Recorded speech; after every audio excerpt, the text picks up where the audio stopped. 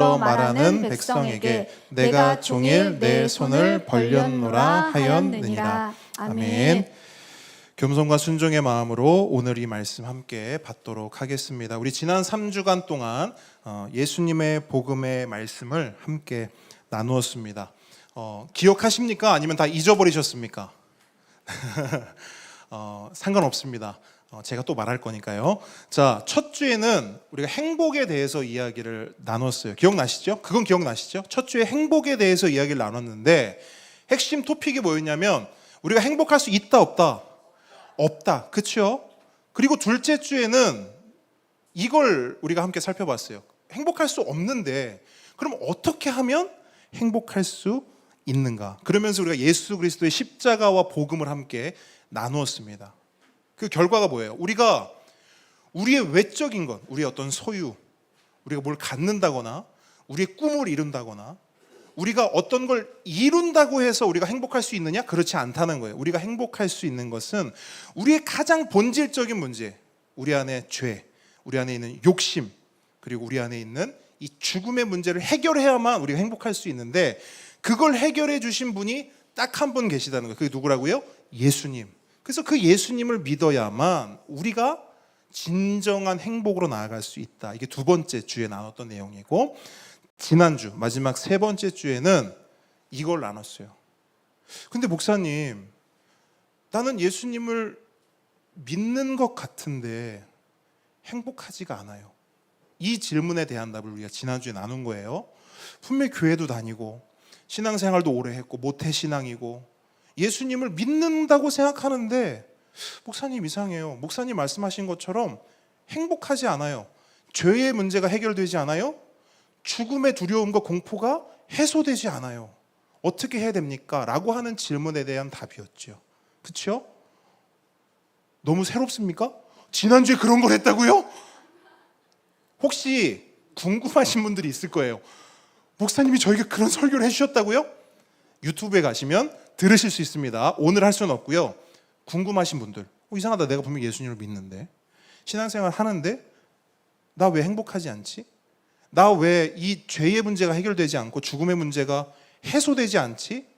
지난주 설교를 들으시면 됩니다. 어쨌든 이렇게 복음의 처음과 끝, 복음의 시작부터 결론까지 우리가 함께 살펴봤어요. 이거를요 이렇게 표현할 수도 있거든요. 우리는 지난 3주간 복음의 씨앗이 우리 가운데 뿌려졌다, 이렇게도 표현할 수 있습니다. 다시요, 3주간 동안 우리 안에, 물론 그 전에도 복음의 씨앗은 계속 뿌려지겠죠. 어쨌든 우리가 집중적으로 3주간 동안 복음의 씨앗이 우리 가운데, 저와 여러분에게 뿌려진 거예요.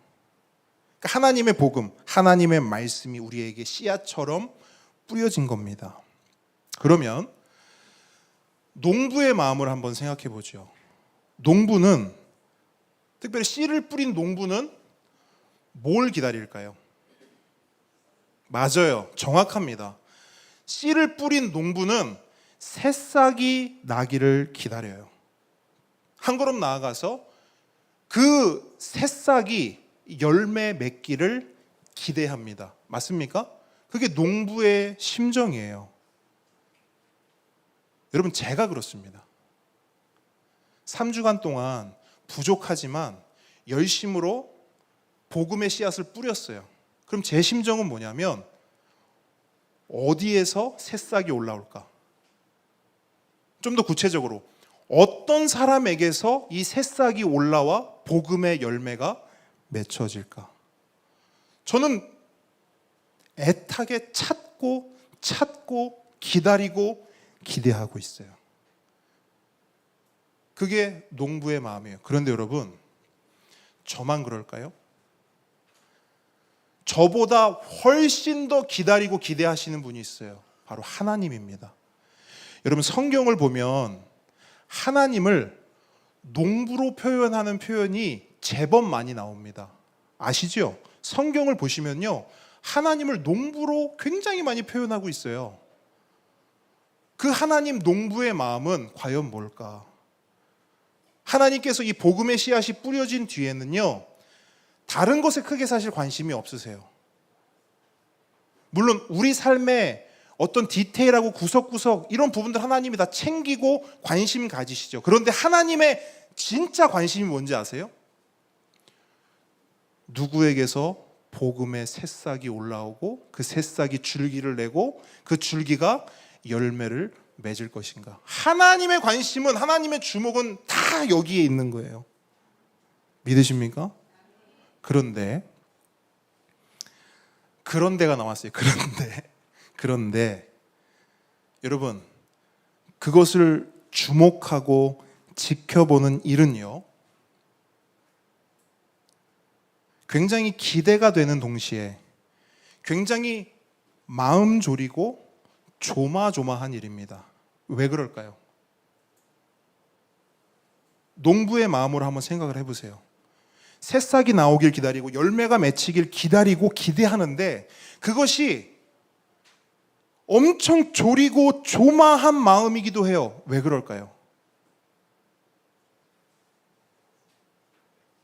네, 씨앗이 뿌려졌죠. 근데 모든 씨앗이 새싹을 움트는 것이 아니기 때문이에요. 모든 새싹이 줄기를 내고 열매를 맺는 것이 아니기 때문입니다. 맞습니까? 오늘 본문이 그걸 말하고 있어요. 14절로 15절 한번 다시 한번 읽어볼게요. 14절로 15절 읽습니다. 시작. 그런즉 그들이 믿지 아니하는 일을 어찌 부르리요? 듣지도 못한 일을 어찌 믿으리요? 전파하는 자가 없이 어찌 들으리요? 보내심을 받지 아니하였으면 어찌 전파하리요? 기록된 바 아름답도다. 좋은 소식을 전하는 자들의 발이여 함과 같으니라. 아멘. 아멘. 자, 들어야 믿을 수 있습니다. 아멘. 들어야 믿을 수 있어요. 믿어야 구원받을 수 있습니다. 아멘.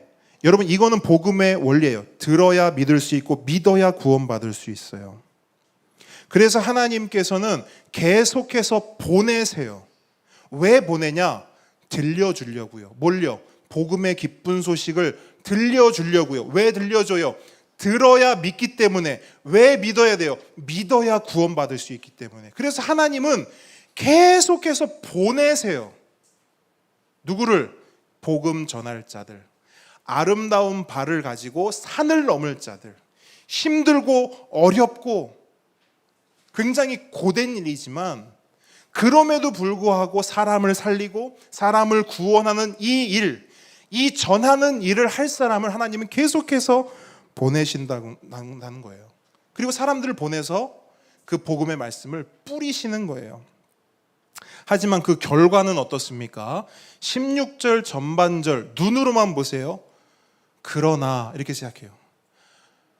하나님이 계속 보내신다는 거예요. 그런데 16절 뭐라고 시작하느냐? 그러나 그들이 다 복음을 순종하지 아니하였도다.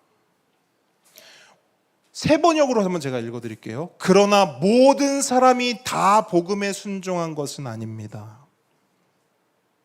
이게 세 번역이에요. 제가 묵상을 하면서 또 다른 번역을 하나 또 찾았거든요. 이건 필립스 번역이라는 건데 아마 생소하실 거예요.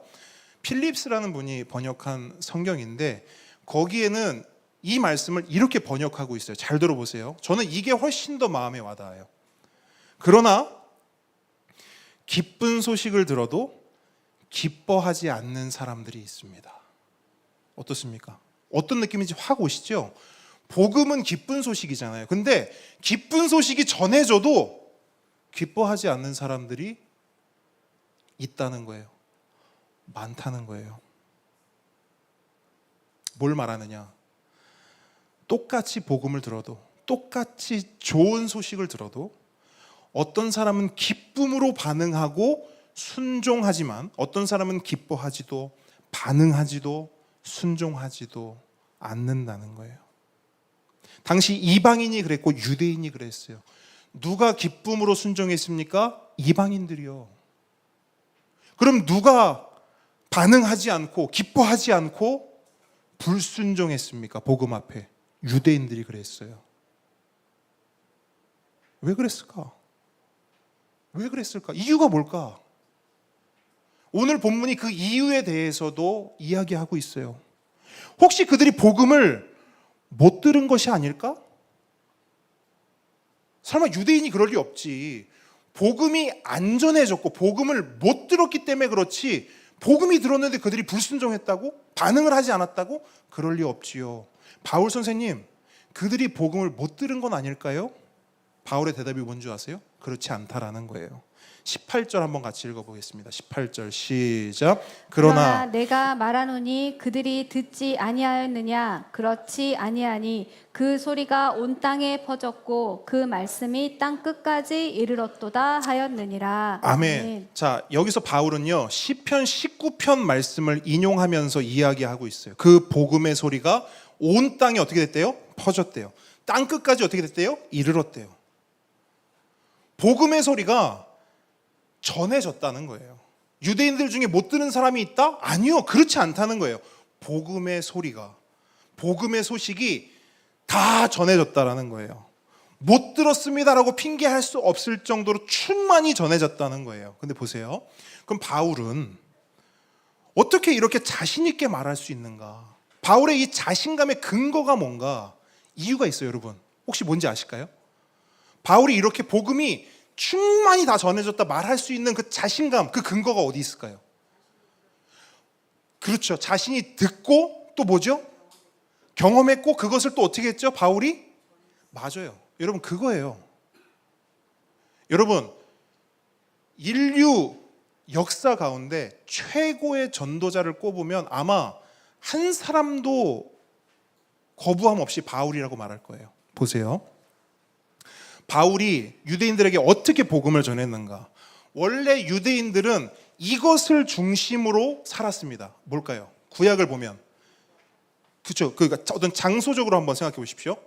성전, 그렇죠? 여러분, 유대인, 이스라엘은 철저히 성전 중심의 삶을 살았어요. 그러니까 성전은 그들에게 있어서 단순히 어떤 종교 행위를 하는 곳이 아니고요, 삶의 원천이고 삶의 이유이고 삶의 목적이었어요. 그들에게 성전은. 그런데 우리가 구약을 보게 되면 그 성전이 어떻게 됩니까? 신약에 들어와서도 어떻게 됩니까? 그 성전이 완전히 파괴되죠. 맞죠? 보세요. 성전 중심의 삶을 살던 사람들이 성전이 없어지면 어떻게 될까요? 삶은 흐트러질 수밖에 없어요. 그래서 그들은 성전을 대체할 장소가 필요했어요. 그 장소가 뭔지 아십니까? 그게 바로 신약에 등장하는 회당입니다. 그래서 이렇게 생각하시면 돼요. 성전이라고 하는 대형교회가 쪼개지고 쪼개져서 분립개척을 했어요. 그게 뭐가 됐냐? 회당이 된 거예요. 자, 그러면 이 회당이 유대인들에게 있어서 매우 중요한 장소인 거예요. 그래서 이 유대인들은 어느 나라, 어느 지역에 가든 유대인 성인 남자가 10명 이상, 몇 명 이상이요? 10명 이상만 되면 이거부터 만드는 거예요. 뭐 자기 집부터 마련하고 자기 뭐 먹을 거, 자기들 장사할 거부터 마련하는 게 아니라 유대인들은 어느 나라를 가든 어느 지역에 가든 이거부터 세우는 거예요. 회당. 아시겠습니까? 이 회당이 어디를 가든 있어요. 바울은 이걸 알았을까요? 몰랐을까요? 알았죠. 그래서 바울은 복음을 전하기 위해서 이 지역 저 지역을 가는데 돌아다니지 않아요. 뭐 길거리를 돌아다니고 뭐 이 집 저 집 가서, 아니요. 바울은 어떤 지역에 딱 간다. 가장 먼저 어딜 가냐? 회당을 가요. 왜? 회당에 가잖아요. 복음을 들어야 할 유대인들이 거기 다 모여 있어요. 그러니까 그 자리에서 복음을 전하는 거예요. 물론 그렇게 복음을 전하면 그 복음을 듣는 사람도 있지만 그 복음을 반대하고 거부하고 거절하고, 그냥 반대하고 거절합니까? 무력으로 반대하죠. 두드러 패기도 하고 돌 던지기도 하고. 어쨌든 그렇게 바울은 늘 복음을 회당에서 유대인들에게 전했어요. 그래서 바울은 말하는 거예요. 유대인들이 복음을 못 들었다고? 복음을 못 들어서 순종하지 못했다고? 복음을 못 들어서 기뻐하지 않고 복음을 못 들어서 반응하지 않았다고? 그건 말도 안 돼 라고 바울은 이야기하는 거예요. 그랬더니 또 이런 질문이 있을 수 있죠. 아니 근데 바울 선생님, 복음을 듣기는 들어도 이해하지 못했을 수도 있잖아요. 유대인들이 이해하지 못해서 그런 건 아닐까요? 라는 질문이 있을 수 있다라는 거예요. 그래서 바울은 그것에 대해서는 또 뭐라고 대답을 하느냐? 그게 19절로 20절이에요. 한번 같이 읽습니다. 시작.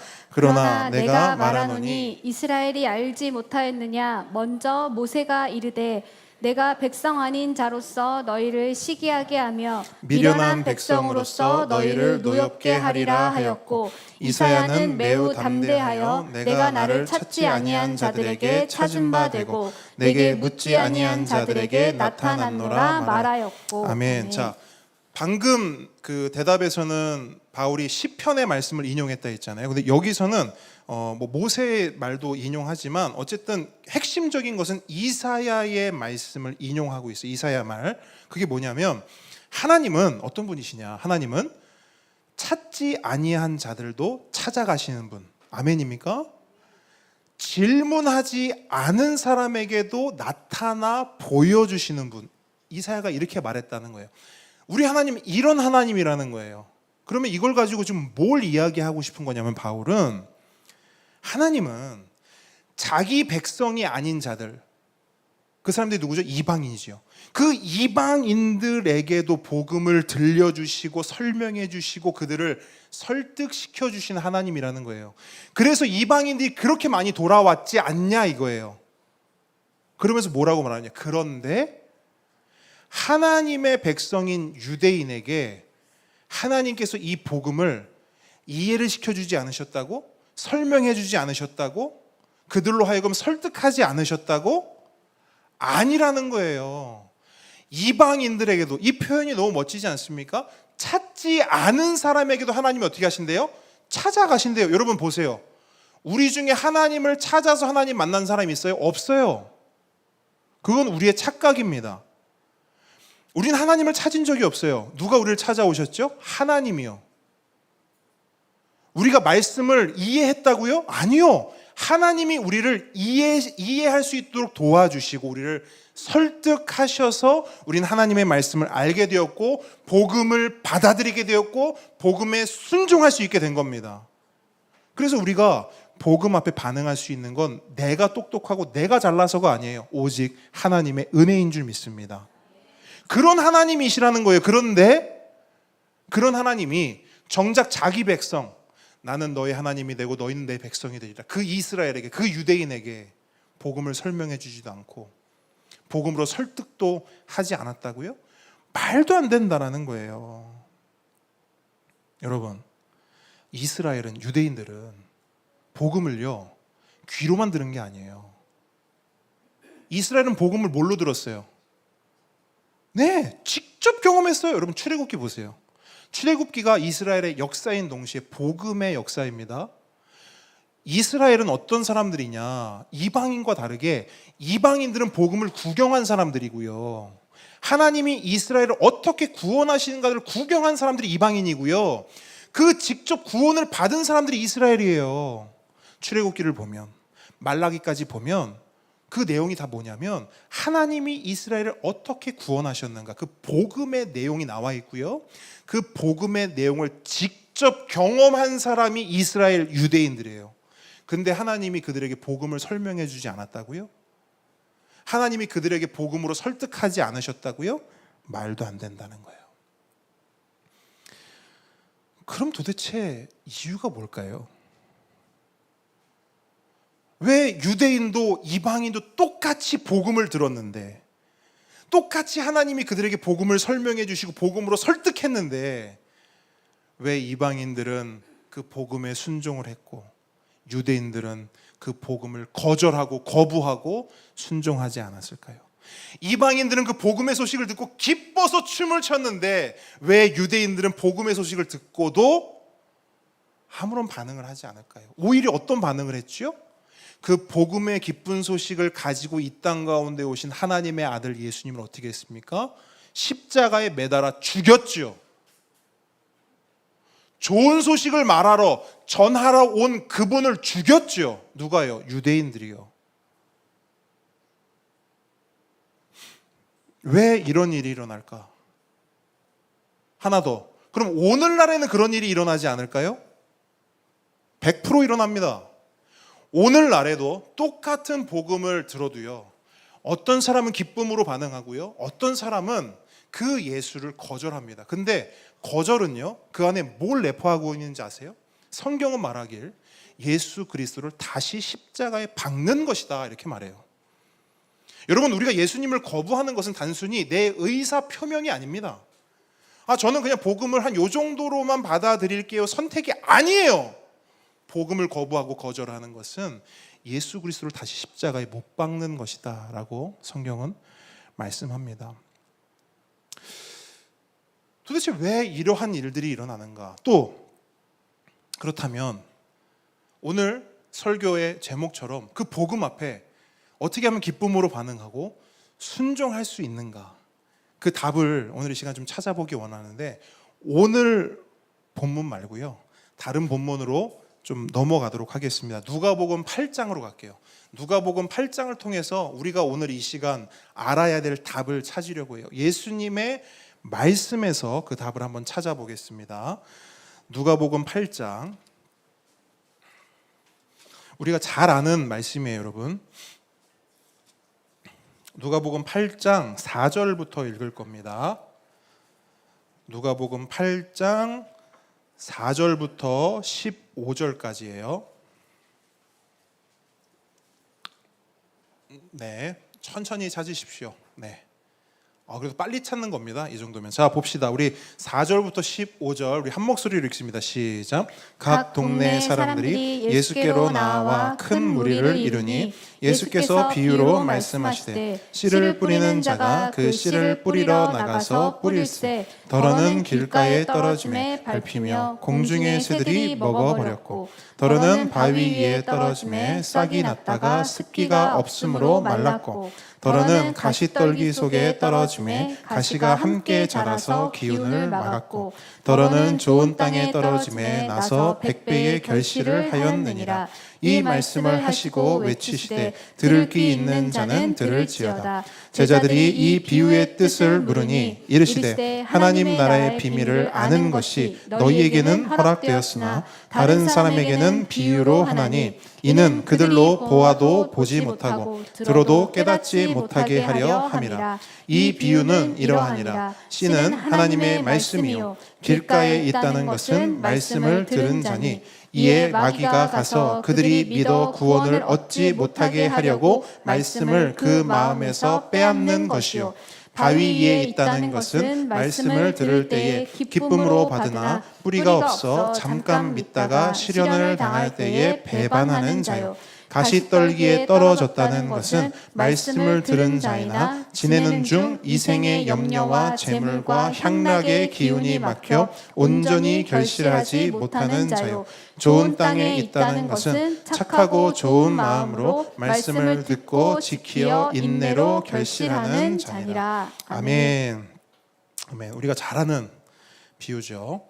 자, 참고로 이 이야기는 비유입니다. 비유는 어떤 것을 더 잘 설명하고 선명하게 드러내기 위해서 어떤 예를 들어서 이야기하고 설명하는 것이죠. 그러면 이 비유, 씨 뿌리는 자의 비유라고 하는데, 이 씨 뿌리는 자의 비유를 통해 예수님께서는 뭘 말씀하고 싶은 걸까요? 이 이야기의 주제가 뭘까요? 주제. 성경에 나와 있습니다. 이 이야기의 주제가 뭘까요? 9절 보시면 제자들이 이 비유에 대해서 묻죠. 그랬더니 예수님께서 10절 전반절에 뭐라고 말씀하세요?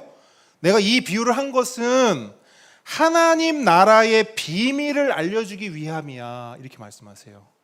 자, 이 씨 뿌리는 자의 비유는 뭡니까? 예수님이 농사법에 대해서 말씀하시는 거예요? 아니죠. 우리가 이 땅에서 살아갈 때 어떻게 하면 내 삶을 좀 더 풍요롭게 열매 맺는 삶으로 만들 수 있을까? 이거 말씀하시는 거예요? 아니죠. 이 씨 뿌리는 자의 비유는 하나님 나라에 대한 말씀이에요. 다르게 말해볼까요? 천국에 대한 말이에요. 예수님이 천국의 비밀을 알려주시겠대요. 천국의 비밀. 자, 저를 보세요. 자, 하나님 나라 천국이 나왔으니까 한 번 더 제가 이걸 좀 강조해야 될 것 같아요. 자, 우리 지난주에 살펴봤는데 하나님 나라 천국은 어디에 있습니까? 우리 보배들. 자, 보배들. 하나님 나라 천국은 어디 있어요? 천국. 오, 좋아요. 일단 정답이 나왔고, 네. 와, 정말 수준이 있죠, 우리 보배들도. 자, 분명히 이야기했어요. 천국은 저기 죽어서 가는 곳에 있는 것이 아니라 어디 있다고요? 여기요. 여기 지금 내 마음에 우리 삶이 천국이다. 예수님이 뭐라고 말씀하셨냐면 하나님 나라는 볼 수 있게 임하는 것이 아니요 또 여기 있다 저기 있다고도 못하리니 하나님 나라는 너희 안에 있느니라. 아멘. 네, 하나님 나라 천국은 여기에 임하는 것입니다. 따라합니다. 천국은 내 안에 임하는 것이다. 여러분, 이 표현이 굉장히 중요해요. 천국은요, 가는 게 아니에요. 들어가는 게 물론 표현은 할 수 있죠. 성경에도 그런 표현이 있고요. 그런데 예수님께서 이 땅을 살아가는 우리에게 천국과 하나님 나라를 설명하실 때 사용한 표현은 임하는 거래요. 한 번 더 따라합니다. 천국은 임하는 것이다. 그래서 예수님께서 우리에게 기도를 알려주시는데 얘들아 이렇게 기도해라 하셨을 때 예수님의 기도 내용을 보면 이렇게 됩니다. 그러므로 너희는 이렇게 기도하라. 하늘에 계신 우리 아버지여 이름이 거룩히 여김을 받으시오며 나라가 임하시오며 하늘에서 이루어진 것 같이 땅에서도 그 뜻이 이루어지다. 아멘. 예수님이 우리에게 알려주신 기도 제목은 다른 게 아니래요.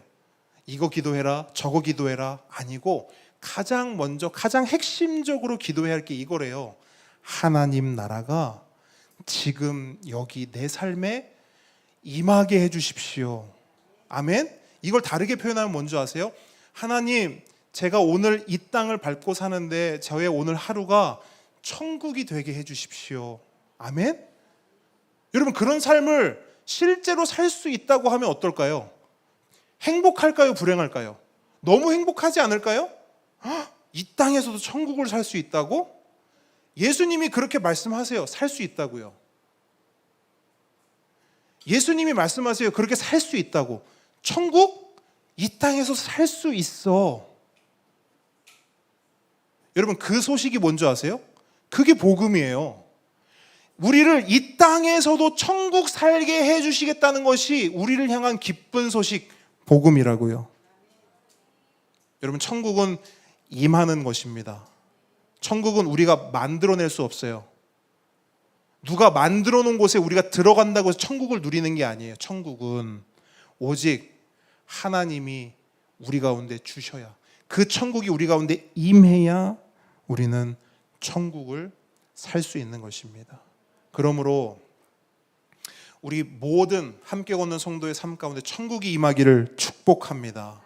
그런데 여러분, 성경을 보니까 그러면 누구의 삶에 천국이 임하는가? 에? 누가 천국을 살 수 있는가? 성경의 답은 간단합니다. 간단해요. 제가 알려드릴게요. 누가 천국의 삶을 사는가?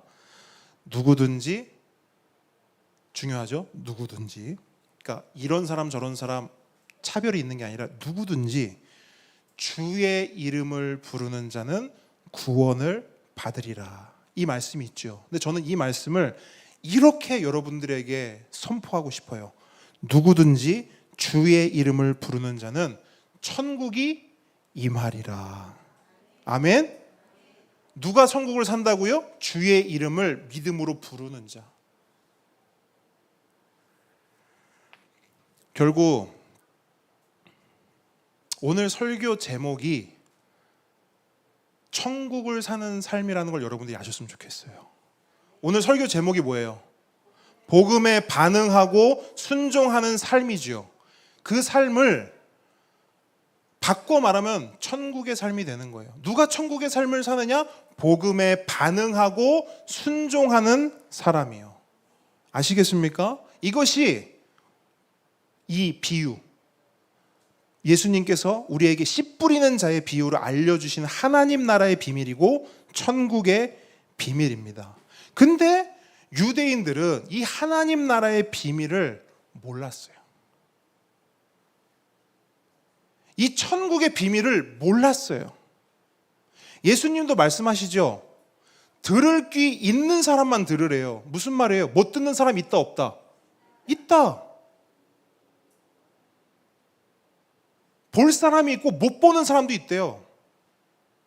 다 볼 수 있는 게 아니라는 거예요. 다 이해할 수 있는 게 아니라는 거예요. 이해하는 사람만 할 수 있는 거래요. 그래서 비밀이라는 거예요. 비밀은요, 공유하는 사람들만 알 수 있는 거예요. 그렇죠? 다 알고 있는 걸 비밀이라고 합니까? 그렇게 말하지 않아요. 비밀은 알고 있는 사람들만 알아야 비밀이에요. 그럼 보죠. 유대인들은 그 비밀을 몰랐어요. 그 비밀을 몰랐기 때문에 뭘 했는 줄 아세요? 복음을 거부하고 거절하고 순종하지 않은 겁니다. 굉장히 중요한 거예요. 천국의 비밀. 누가 천국을 살 수 있냐? 누가 천국에 들어갈 수 있냐? 복음에 반응하고 순종하는 사람만 누리고 살고 들어갈 수 있다. 이 비밀을 모르니까 유대인들은 어떻게 하느냐? 백날 회당 가가지고 말씀 읽고 배웠지만 복음을 거부했어요. 하나님의 백성이라는 멋진 타이틀은 붙이고 있었지만 그들은 복음을 거절했어요. 다 가진 유대인처럼 보였는데 제일 중요한 게 없었던 거예요. 모든 걸 다 누렸던 유대인처럼 보였는데 제일 중요한 게 없었던 거예요. 근데 그 제일 중요한 게 없어서 천국을 살지 못하고 천국에도 들어가지 못하는 겁니다. 비유를 보죠. 이 비유의 핵심 키워드는 세 가지입니다. 이것만 기억하세요. 저를 따라합니다. 씨 뿌리는 사람, 밭. 비유에 뭐 여러 단어가 많이 나와요. 근데 핵심은 요 세 가지예요. 씨 뿌리는 사람, 밭. 그리고 이야기를 간단하게 요약합니다. 씨 뿌리는 사람이 씨를 가지고 밭에 뿌립니다.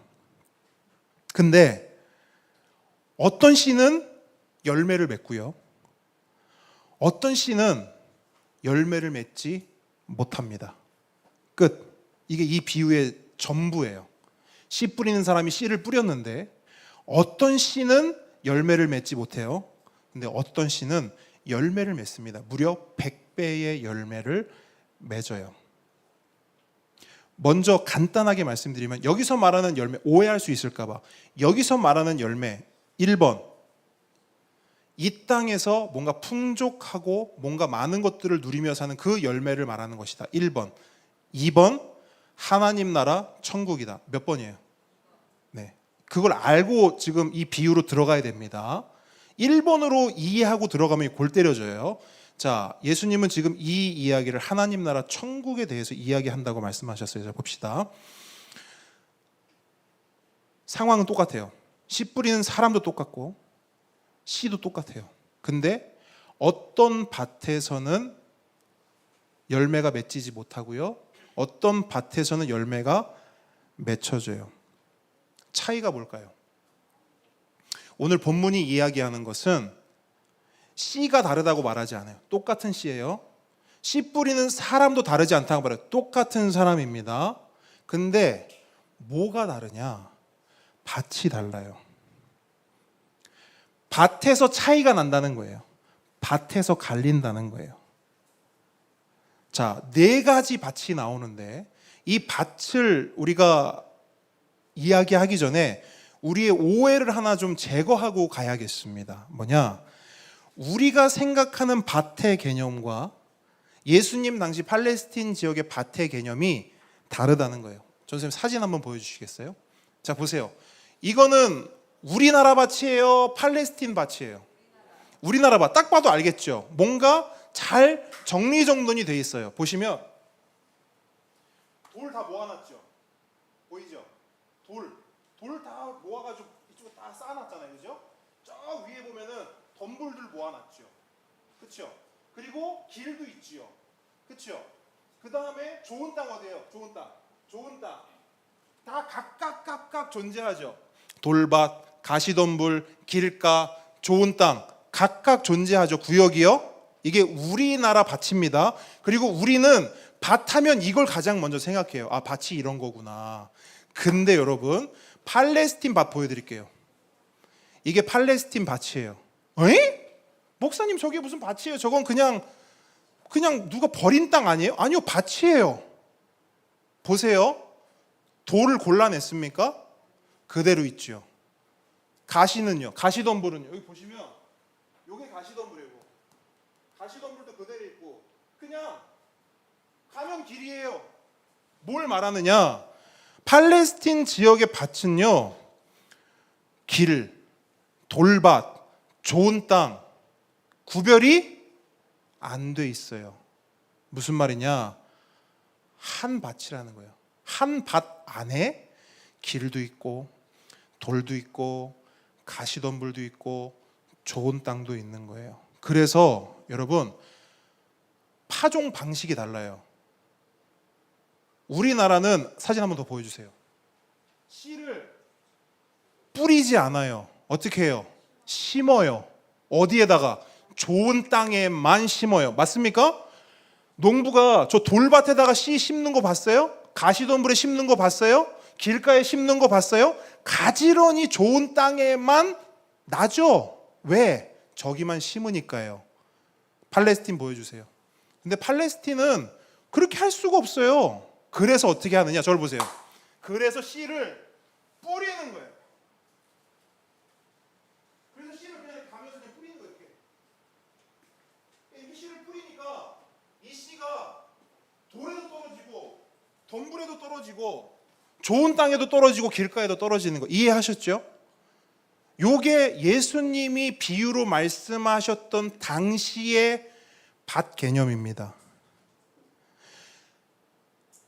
이제 화면 보여주세요. 저를 이제 돌려주시고, 이걸 제가 왜 설명드리냐면요, 이 차이점을 알아야 이 본문을 이해하지 않아요. 오해하지 않아요.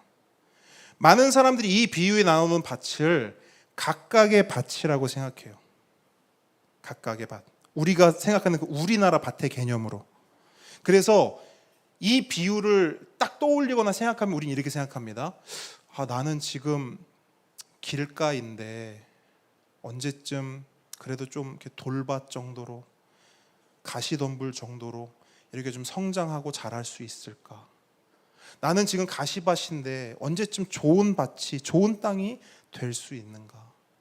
이런 생각을 한다는 거예요. 그리고 다른 사람을 볼 때도, 아유, 돌밭. 저 아직 돌밭이야. 그래, 요 정도 됐으면 좋은 밭. 아유, 집사님 이렇게 됐구나. 아직 집사님 그 가시덤불이라서 그래. 가시덤불이라서. 이렇게 나를 보고 남을 본다는 거예요. 근데 사진을 우리가 보았듯이 예수님이 말씀하신 밭은요, 각각 4개의 밭이 아니에요. 한 밭입니다. 이 개념이 중요해요. 예수님이 말씀하신 밭은 한 밭입니다. 한 밭 안에 4가지가 다 들어가 있는 거예요. 염두하시면서 봅시다. 자, 첫 번째는 길가예요. 자, 길가는 사실 밭이라고도 할 수 없어요. 그래서 여기에 뿌려진 씨는 어떻게 되느냐라고 성경이 말하냐면, 사람들 발에 밟혀서 씨앗이 뭉개지거나 아니면 새가 쪼아간대요. 그러니까 새싹이 날 틈이 있어요, 없어요? 없어요. 그러니까 새싹 자체를 기대할 수 없는 거예요. 그게 길가입니다. 그래서 이 길가에는 열매가 있다, 없다? 없다. 당연히 없죠. 자, 두 번째는 돌이에요. 돌 위에 떨어지는 씨앗. 이 돌은 그래도 길가보다는 좀 낫습니다. 그죠? 새싹을 낼 수 있을까요, 없을까요? 그래도 그러니까 길가보다는 좀 낫지만 돌도 결국에는 새싹을 낼 수가 없어요. 왜? 흙도 없고 수분도 없기 때문에. 그러니까 습기가 없다고 성경은 나와요. 그래서 결론적으로 이 돌도 열매를 맺을 수 있다, 없다? 없다. 자, 세 번째는 가시덤불입니다. 길가나 돌 위나 그래도 좀 나은 편이에요. 가시덤불은. 그래서 본문을 봐도 새싹을 낼 수 있대. 드디어 새싹을 낼 수 있는 곳이 나왔어요. 그게 바로 가시덤불이에요. 그런데 새싹은 나오는데 이미 그 주변에 뭐가 그 자리를 잡고 있어요? 가시덤불이 자리를 잡고 있기 때문에 이 새싹이 영양분을 쭉쭉 빨아들여서 줄기를 내고 열매를 내야 되는데 이 가시덤불이 이미 그 자리를 차지하고 모든 영양분을 다 끌어가기 때문에 새싹만 삐쭉 나왔다가 결국에는 폴싹 죽어버린다는 거예요. 결론, 열매가 있습니까? 없어요. 자, 세 가지, 길가, 돌밭, 가시덤불, 공통점이 뭐예요? 열매가 없다라는 거예요. 이 열매가 없다라는 것을 나중에 또 설명하겠지만 우리의 삶에 적용시켜 본다면 뭘 말하냐면 천국을 살 수 있다 없다. 없다. 아까 분명히 말했죠. 열매는 뭐 우리 삶의 풍요 이런 게 아니라 그랬어요. 하나님 나라 천국이에요. 그러니까 이 앞에 이 세 경우에는요. 천국을 살 수 없어요. 하나님 나라가 임할 수 없다라는 거예요. 하나님 나라를 경험할 수 없다라는 거예요. 자, 그럼 마지막 네 번째를 보죠. 네 번째는 좋은 땅 이렇게 말해요. 좋은 땅. 그리고 여기는 특별한 설명도 없어요. 딱 그냥 결과만 말해요. 좋은 땅은 뿌려지면 열매를 맺는데 몇 배? 100배. 다른 성경 보면 30배, 60배, 100배 이렇게 나는데 결국은 100배예요. 그럼 이걸 보면은 보통 제가 어렸을 때 부흥사 목사님들은 보통 이렇게 얘기했거든요. 여러분, 목소리가 나름 흉내 낸 거예요. 여러분, 헌금을 심으시면 몇 배? 30배, 60배, 100배 축복이 있을 줄 믿습니다 하면 아멘 하잖아요. 그러면 또 그 부흥회 때 어떻게 하지? 헌금 막 하잖아. 왜? 내가 10만 원 헌금하면 이 10만 원이 얼마로 돌아온다는 거예요? 100만 원, 적어도 30만 원으로 돌아온다는 거예요. 그러니까 이 비유가 그런 비유냐고. 아니라는 거죠. 여기서 말하는 열매는 천국이고 하나님 나라예요. 자, 어쨌든 좋은 땅에는 여러분 그 씨앗이 뿌려지잖아요. 그러면 100배래요. 100배. 근데 이 100배에 꽂힐 필요는 없어요. 그냥 그 100배의 결실을 천국으로 바꾸세요. 그러니까 그 좋은 땅에는 이 씨앗이 딱 심기기만 하면 그냥 천국이 돼버린다는 거예요. 아멘. 자, 여기까지 비유죠. 이 비유를 딱 듣고 이제 아마 여러분도 비슷한 생각일 거예요. 그래서 그 비유가 뭘 얘기하는 건데, 제자들도 똑같았어요. 그러니까 제자들이 뭐라 하냐면, 예수님 방금 하신 그 말씀이 무슨 얘기인가요? 무슨 농사법을 알려주신 건가요? 무슨 말인지 좀 설명을 해주십시오. 그랬더니 예수님이 이제 말하는 거예요. 내가 방금 이야기한 이 비유 있잖아. 이거 천국에 대한 이야기야. 하나님 나라의 비밀인데 이거 아무나 들을 수 없는 거고 내가 너네들한테만 해줄게 라고 하면서 이 비유를 풀어주시는 거예요. 그러면서 딱 요 말씀만 하세요. 아까 내가 씨앗 얘기했잖아. 그 씨앗은 하나님 말씀이야. 다른 말로 그 씨앗은 복음이야. 자, 딱 요거만 풀이해 주세요. 그리고 나서 뭐 따로 설명도 안 해. 그럼 보세요. 자동적으로 보세요. 자, 씨가 복음이면 씨를 뿌리는 사람은 뭐가 돼요? 복음을 전하는 사람이 되는 거죠. 저처럼, 여러분처럼 복음을 전하는 사람이 되는 거예요. 그럼 밭은요? 그 복음을 듣는 사람이 되는 거죠. 자, 정확히 딱 나와요. 그죠? 지금 요 구도에서 예수님이 이 비유를 설명하시는 거예요. 복음 전하는 사람, 복음 듣는 사람. 자, 근데 여기서 중요한 게 분명히 있다 그랬어요. 아까 사진 떠올려 보세요. 똑같이 복음을 똑같은 사람이 똑같은 복음을 전해도 그 결과는 같다 다르다. 다르다. 오늘 이야기에서 이야기하고 있어요. 그렇죠? 네 가지 반응이 나온다는 거예요. 똑같이 복음이 전해져도 네 가지 반응이 나온다는 거예요. 어떤 사람은 길가처럼 반응을 한대요. 뭐 앞에? 복음 앞에. 어떤 사람은 돌밭처럼 반응을 한대요. 뭐 앞에? 복음 앞에. 어떤 사람은 가시덤불처럼 반응을 한대요. 복음 앞에. 근데 그 결과는 뭔 줄 아세요? 잘 보세요. 이제부터 정말 중요해요. 복음 앞에 돌밭처럼, 길가처럼, 가시덤불처럼 반응하면 그 사람이 뭐 교회를 몇 년 다녔고 모태신앙이고 직분이 뭐건 상관없이 그 삶에는 열매가 있다 없다, 그 삶은 천국을 누릴 수 있다 없다, 이게 핵심이에요. 예수님은 분명히 말씀하셨어요. 앞에 세 가지 반응에는 열매가 없어. 열매가 있는 것처럼 보이다가 픽 쓰러져. 애초에 열매를 맺을 수 있는 새싹조차 움트지를 못해. 어떤 경우에? 길가처럼, 돌밭처럼, 가시덤불처럼 반응했을 경우에는. 결국 그러니까 단도직입적으로 말씀드려요. 그렇게 예수 믿으면 이 땅에서 천국 못 산다는 거예요. 여러분, 못 산다는 거예요. 근데 어떤 사람은 좋은 밭처럼 반응한대요. 좋은 밭으로 반응한대요. 그럼 어떤 일이 일어나느냐? 뭐 설명도 없어요. 그냥 복음이 뚝 떨어지면 그냥 열매를 맺어버리는 거예요. 무슨 말이냐? 복음이 떨어지는 순간 천국을 살아버리는 거예요. 그냥.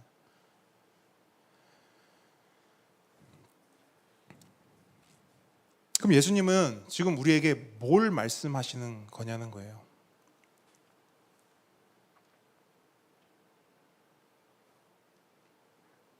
우리는 이렇게 생각할 수 있어요.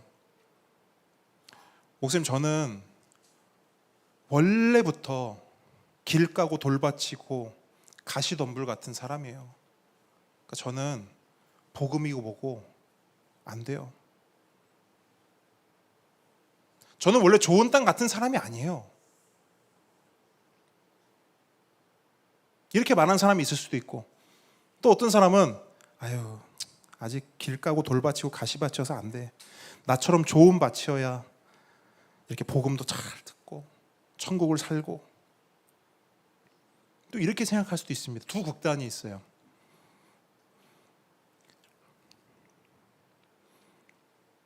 근데 예수님은 지금 이 말씀을 제자들에게, 그리고 우리에게 하시는 말씀은요, 우리를 편가르게 하려고 하는 게 아니에요. 우리를 차별하려고 하는 게 아니에요. 야, 너 길가지, 너 돌밭이지, 너 가시덤불이지. 으이그, 안 돼. 넌 안 돼. 야, 얘처럼 좀 좋은 밭이어야지 되지. 야, 넌 안 돼. 예수님 이 말씀하시는 걸까요?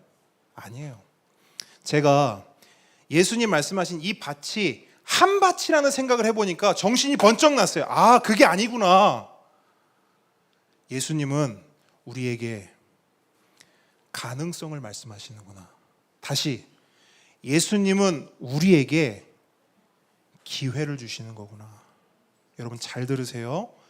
예수님은 우리에게 기회를 주세요. 그래서 이 밭이 한 밭인 것을 전제로 해서 말씀하시는 거예요. 무슨 말이냐?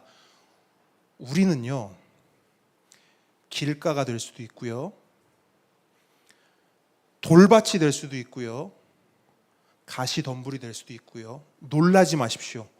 좋은 땅이 될 수도 있습니다. 놀라지 않는군요. 놀라지 말라고 했더니 정말 안 놀라지 않으시는군요. 우리는 이 네 가지를 선택할 수 있습니다. 하나님은 우리를 길가로 만들지 않으셨어요. 야, 너는 돌밭이야. 평생 돌밭으로 살아. 하나님은 절대 우리에게 그렇게 만들지 않으셨어요. 하나님은 우리로 하여금 길가가 될 수도 있고, 돌밭이 될 수도 있고, 그 다음에 가시덤불이 될 수도 있지만, 하나님은 우리에게 뭘 말씀하시는 줄 아세요? 나는 너희들이 좋은 땅이 되었으면 좋겠다. 근데 이 말씀은 또 뭐가 되냐면 좋은 땅이 될 수 있다는 거예요. 뭘 하면? 우리가 좋은 땅이 되기로 결단하고 선택하면. 여러분 이게 이 비유의 핵심이에요. 이 비유의 핵심은 헌금 10만 원 하면 30만 원, 60만 원, 100만 원을 준다는 게 아니라 너도 천국을 이 땅에서 살 수 있어 라고 하는 메시지를 우리에게 주시는 거예요. 그리고 그 비밀이 어디 있느냐? 우리의 선택에 달렸다는 거예요.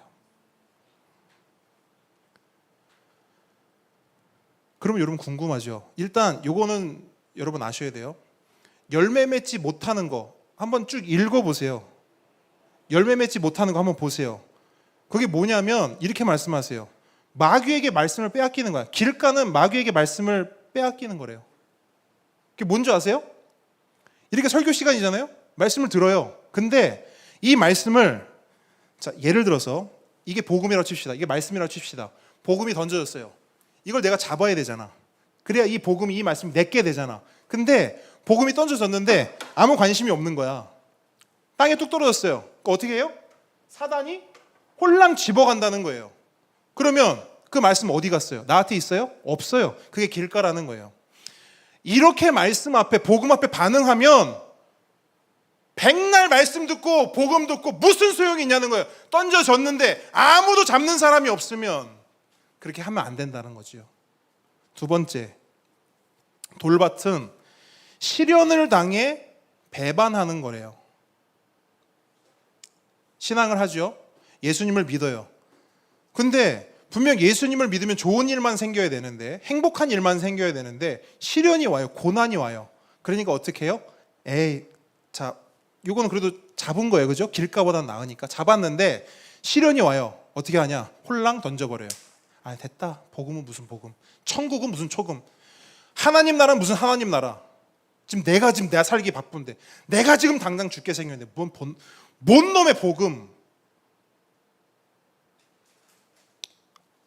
방법이 없다. 열매가 맺힐 수가 없다는 거예요. 이런 선택을 하면. 또 하나 가시덤불. 이건 뭐냐? 굉장히 구체적이에요. 이생의 염려와 재물, 돈과 향락, 세상 즐거움 때문에 넘어질 수 있다는 거예요. 똑같아요. 복음을 들었어. 말씀을 들었어. 근데 아까 말했죠. 이미 자리 잡고 있는 가시덤불이 모든 영양분을 다 빼간다고. 마찬가지 내 안에 있는 세상 염려, 내 안에 있는 재물에 대한 욕심, 내 안에 있는 세상 즐거움이 이미 내 삶을 자리 잡고 있기 때문에 말씀을 들어보려고 해도 복음을 잡아보려고 해도 그게 싹 내 마음을 다 가져가 버리기 때문에 조금 은혜 받는 것 같지만 어느 날 보면 다 사라져 버린다는 거예요. 여러분 우리 신앙의 패턴을 고스란히 보여주고 있어요. 근데 말씀 예수님이 뭐라 하시냐면 얘들아 그렇게 신앙생활하면 백날 신앙생활해도 열매 없어. 하나님 나라 임할 수가 없어 라고 말하는 거예요. 그럼 어떻게 해야 되느냐? 네 번째 보세요. 네 번째.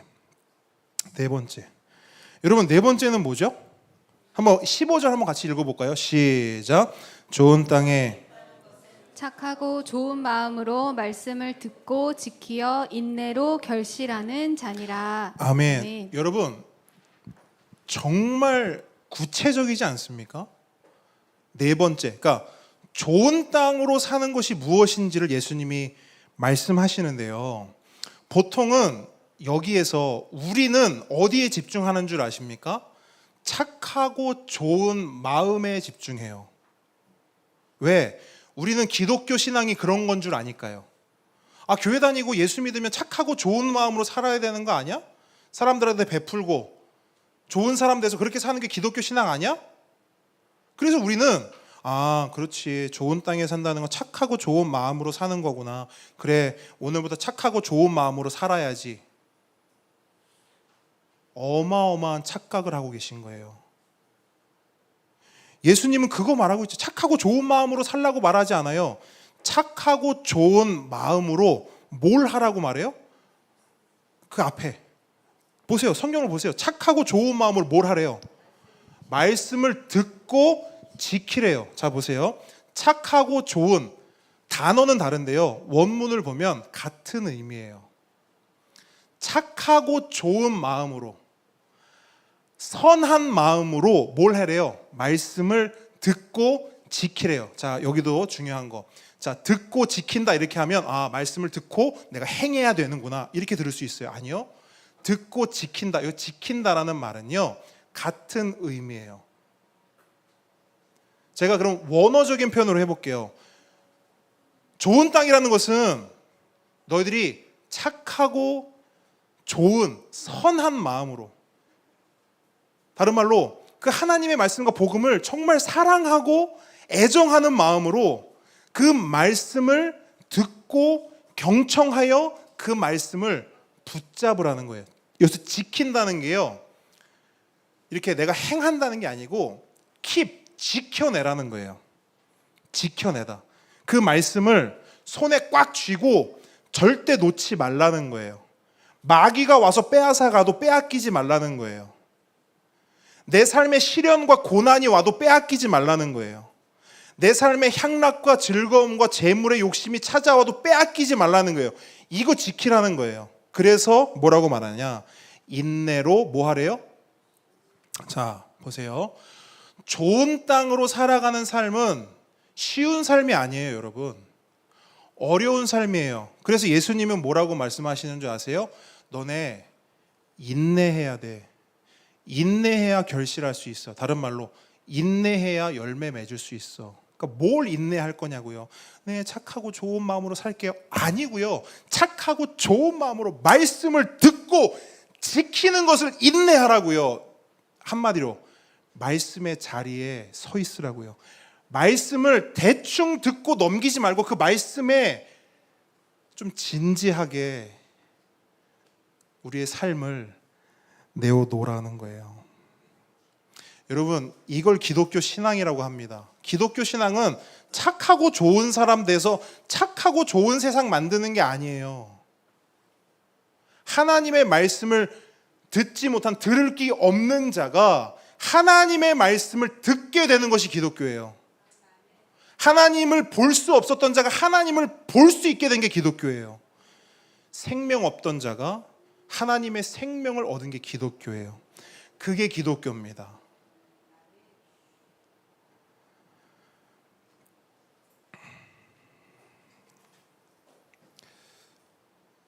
한 성도님의 간증을 나누고 말씀을 마무리하려고 합니다. 한 성도님께서 설교를 듣는데 자기도 모르게 눈물이 났다고 해요. 그러면서 저에게 이렇게 고백합니다. 목사님, 보통 눈물은 슬퍼야 흘리는 거잖아요. 네, 그렇죠. 근데 목사님, 오늘 설교를 듣는데 제 감정은 슬프지도 않고 전혀 동요도 없는데 눈에서 눈물이 계속 흘렀어요. 이런 고백을 해요. 그래서 제가 이렇게 대답해 줬어요. 하나님께서 성도님을 찾아오신 겁니다. 하나님께서 성도님에게 노크하고 계신 거예요. 그럼 우린 다음 이야기 뭐죠? 그렇군요. 하나님이 저를 찾아오셨군요. 끝. 우리는 보통 이렇게 신앙생활을 하거든요. 근데 제가 놀라운 경험을 합니다. 그런 경험을 했어요. 하나님의 찾아오심과 하나님의 두드리심을 경험한 분이 저에게 또 어떤 고백을 하냐면, 그 하나님이 궁금합니다. 이렇게 말해요. 그 하나님을 알고 싶습니다. 알려주십시오. 저는 여러분 확신해요. 방금 제가 말씀드린 이 이야기가 오늘 예수님께서 우리에게 해주신 비유의 전부예요. 좋은 땅은 하나님 말씀 앞에 반응하는 것입니다. 하나님 말씀을 알고 싶은 거예요. 하나님 말씀에 그 말씀을 사랑하고 싶고 애정하고 싶은 거예요. 그래서 그분은 지금 저와 그렇게 하나님을 알아가고 있어요. 여러분, 축복하기는 하나님 말씀과 복음 앞에 좋은 땅 되시기를 축복합니다. 좋은 땅이 되어야 열매가 맺혀지고 천국을 살 수 있습니다.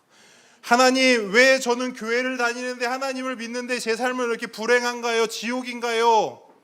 예수님 말씀하세요. 열매를 맺어라. 그러기 위해서 좋은 땅이 되어라. 착하고 좋은 마음으로 말씀을 듣고 지키어 인내로 결실을 맺어라.